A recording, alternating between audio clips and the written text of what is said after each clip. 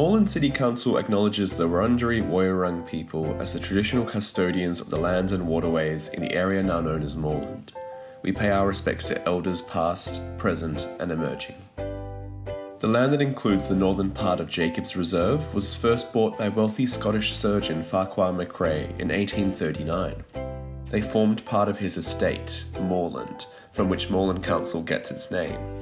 Land for Jacobs Reserve was bought by the council in 1926, and further land was purchased from Miss Flora Melville in 1936. The Melville family were well known locally, particularly the politician and wool and grain broker Donald Melville. He served on the local council and in state parliament, and owned a large bluestone warehouse by the railway line and a large estate between Albion and Hope Streets, West Brunswick. Melville Road is named after him. In 1940, further land for the park was purchased from the Irvine estate. By the late 1950s and early 1960s, the park was more fully developed and provided a welcome contrast to the surrounding brickyards and clay holes.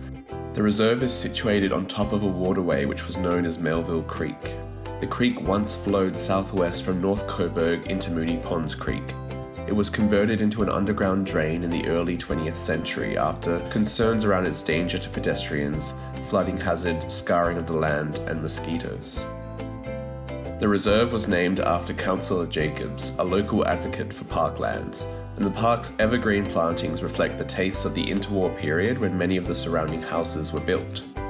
It has been in continual use as a recreational area since the 1920s and as the meeting place for the Scouts and later Girl Guides since 1950. Its World War II era shed was extensively refurbished in 2010 with funding provided by Moreland City Council and Scouts Victoria to give children a sense of the great outdoors. A recent upgrade on the park saw the construction of a flying fox, extra seating, nature-based playground elements and new garden bed planting.